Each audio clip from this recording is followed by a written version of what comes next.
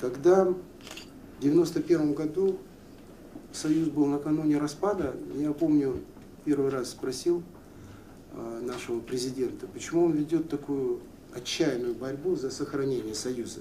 Ведь ясно, что Союз вот-вот развалится. Это был разговор осенью. Он ответил так, что, работая секретарем ЦК по промышленности, председателем Совета министров Казахской ССР в 80-е годы, он, как никто другой, изучил весь народно-хозяйственный комплекс Советского Союза, хорошо знал промышленность, производство и структурированность экономики Казахстана, которая тысячами нитями была связана со всеми регионами России, особенно с Российской Федерацией. И он говорил о том, что если хотя бы на месяц оборвутся межхозяйственные связи, это приведет к катастрофе. И действительно, в 1994 году валовый внутренний продукт Казахстана упал до 40%. Это только в годы Великой Отечественной войны вообще было такое. У нас была катастрофическая вообще ситуация в Казахстане, когда производство практически встало, и инфляция, гиперинфляция ужасающая была, ну и так далее. Не хочу сейчас это вспоминать. И именно в марте 1994 года, когда у нас была очень плохая ситуация в стране, в Московском университете, выступая здесь, Нурсултан Абишевич Назарбаев выступил с идеей Евразийского союза. Тогда многие критически к этому отнеслись, думали, что это вопрос политической конъюнктуры, но прошло, скажем так, 18-15 лет, сейчас точно не могу сказать, и в 2007 году главы государств Беларуси, России и Казахстана подписали декларацию о необходимости создания единого экономического пространства, будущего таможенного союза, который неизбежно перерастет в Евразийский экономический союз. Конечно, мировой финансовый кризис сыграл свою роль с точки зрения эскалации, в хорошем смысле, интенсификации этого процесса. Я думаю, что 2 года работы деятельности таможенного союза, они доказали всему миру, резко усилился товарооборот, в том числе и в торговле с Европейским Союзом. Снятие многочисленных административных барьеров позволило казахстанским предпринимателям, российским предпринимателям работать в совершенно другом режиме. Я думаю, что перспективы таможенного союза очень большие, но все-таки рынок с населением в 170 миллионов населения, хотя говорят о том, что самостоятельным, эффективным рынок может быть с населением 200-250 миллионов населения. Конечно, вступление Украины в таможенный союз резко бы изменило ситуацию. К середине 20 века 3 гигантских центра будут в мире. Это Америка, это Европейский Союз, который может интегрироваться с нашим Евразийским Союзом, и азиатский, конечно, континент. В России обычно недооценивают немножко контекст, в котором действует Республика Казахстан в отношениях в тех конфликтах, которые, естественно, возникают и на постсоветском пространстве, и вокруг Центральной Азии. Я бы спросил так, на ваш взгляд, что важного, какие новые тенденции, изменения за последний год можно зафиксировать или отметить в отношениях Казахстана со странами региона? Прежде всего интересует, наверное, Кыргызстан, Узбекистан, ну и в какой-то степени Турция и Китай. Еще в 1995 году наш президент предложил лидерам Кыргызстана, Узбекистана, Туркмении и Таджикистана создать Центральный Азиатский союз государств. Население свыше 65 миллионов населения, если совокупно брать.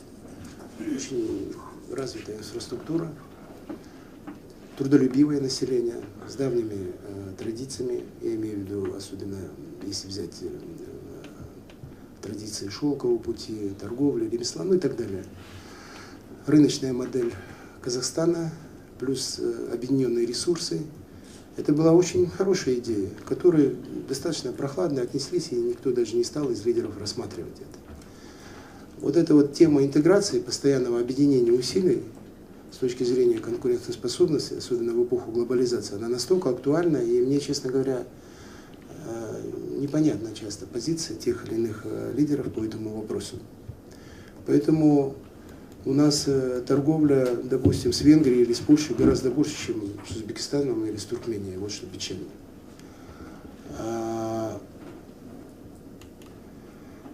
Что касается Турции, она занимает одну из ведущих позиций в плане инвестиций. Сотни совместных предприятий с турецкими предпринимателями работают в Казахстане. Кстати, недавно наш президент был на турецко-казахстанском бизнес-форуме. Он там был с единственной целью пропагандировать и в некотором роде рекламировать именно таможенный союз, показывать привлекательность таможенного союза для турецкого бизнеса.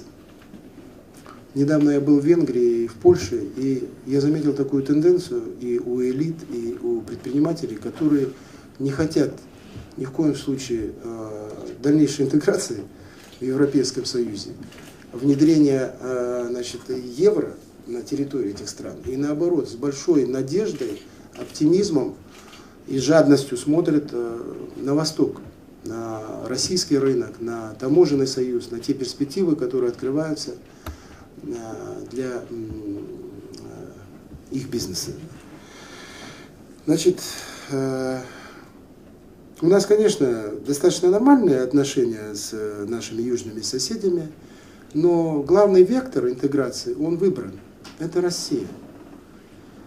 Но политика государства, как говорил Наполеон, по-моему, говорил, определяется его географией. Вот у нас 2000 километров общей границы с Китаем. Ну, с Китаем мы никогда не будем интегрироваться, вы знаете, по каким причинам, я не хочу на этом останавливаться. Далее, вот с южными соседями такая обстановка, с Россией 8000 километров границы, включая морскую 2000 на Каспий. Это граница дружбы, открытая по существу граница. И с Россией мы прошли, имеем очень большой положительный исторический опыт. Я сейчас не буду останавливаться на исторических оценках прошлого, особенно в эпоху Российской империи и даже и Советского Союза, но то, что казахи с помощью России в 20 веке сделали гигантский скачок, урбанизировав свою страну, создав промышленность, экономику, скачок, так сказать, из полукочевого состояния. И то, что мы именно в союзе с Россией, я имею в виду в бывшем Советском Союзе, создали государственную территориальную границу Казахстана, которая позволила нам в 1991 году провозгласить независимость, это, конечно, дорогого стоит.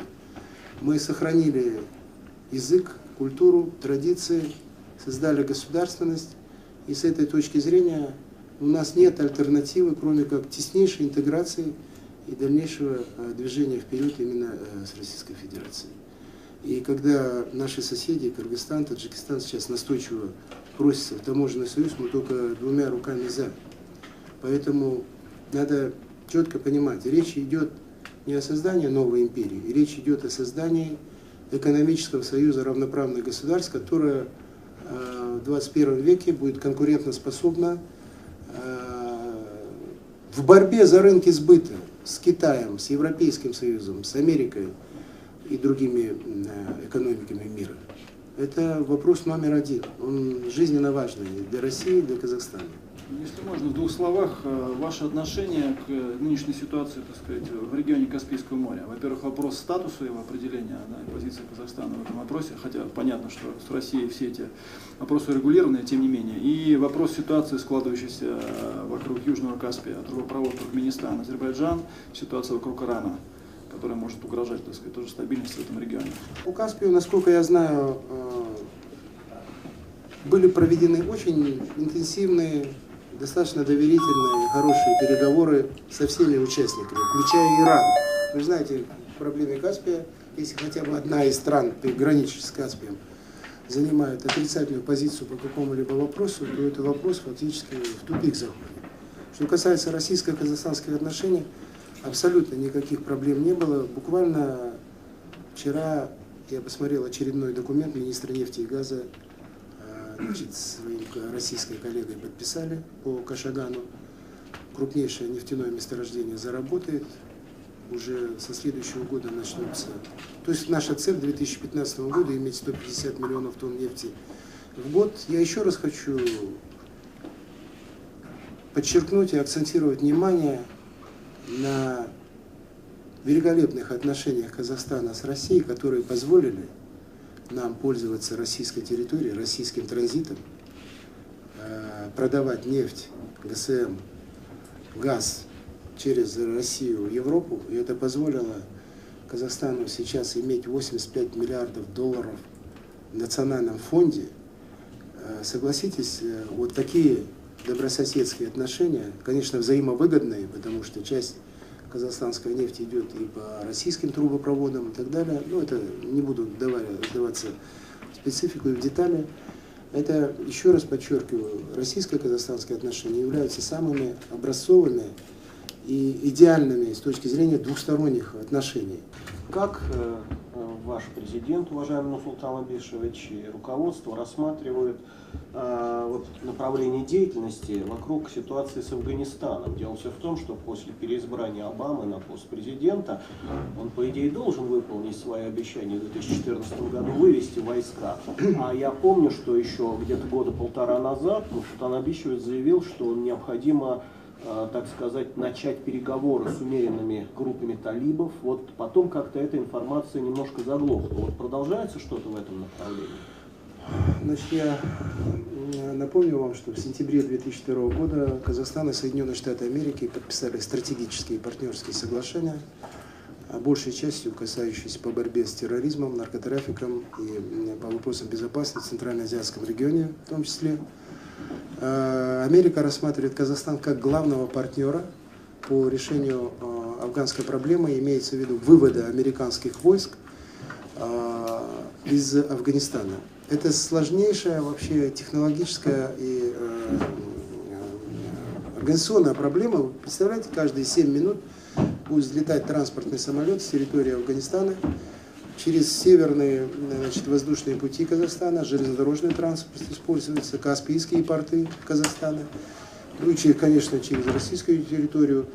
Надо вывести с территории Афганистана 175 тысяч 60-тонных фур. Это гигантское количество техники, оборудования, оружия, самолетов, транспортеров, там, танков, я не знаю, ну и так далее. То есть очень большая работа предстоит, и Казахстан, еще раз повторю, это один из главных участников решения этой проблемы. Что касается Афганистана, я вот недавно в Бенгерском институте международных отношений выступал как раз по этой теме. Вы знаете, там на самом деле проблема сложнейшая. И 42 страны участвуют в разрешении этой проблемы. Вы же знаете, 87-90% наркотиков по-прежнему производится в мире, в Афганистане. Страна напичкана многочисленными супероснащенными лабораториями, которые глубоко спрятаны, законспирированы. И по-прежнему они производят героин, которым травят Центральноазиатский регион, Россию, Европу, весь мир. И столько лет, 10 лет находились американцы там, по-прежнему эта проблема не решена. Многие афганцы, представители государственной политической элиты, против вывода американских войск из Афганистана. Кстати, 30 тысяч инструкторов американских, они и после вывода войск остаются в Афганистане, чтобы решать дальше эту проблему. Отчасти мы сами виноваты в этом. Я вам просто приведу один пример. Казахстан 100 тысяч тонн высокосортной муки поставил в Афганистан. 100 тысяч тонн. За 1 год только. И другие страны этим занимаются, Россия в том числе. В результате в прошлом году или в позапрошлом цена на хлеб в Афганистане была самая низкая в мире. То есть афганские крестьяне вообще не застимулированы на то, чтобы выращивать пшеницу. Зачем пшеницу выращивать, если с 1 гектара мака можно в 12-15 раз больше прибыли получить, чем с 1 гектара пшеницы. Вот. Другое дело, что около 1000 или 1500 студентов, афганцев мы готовим в казахстанских вузах. Это будущие врачи, инженеры, учителя, производственники, там, агрономы и так далее. Это по-настоящему действенная помощь. Поэтому мы постоянно занимаемся афганской проблемой и будем заниматься дальше.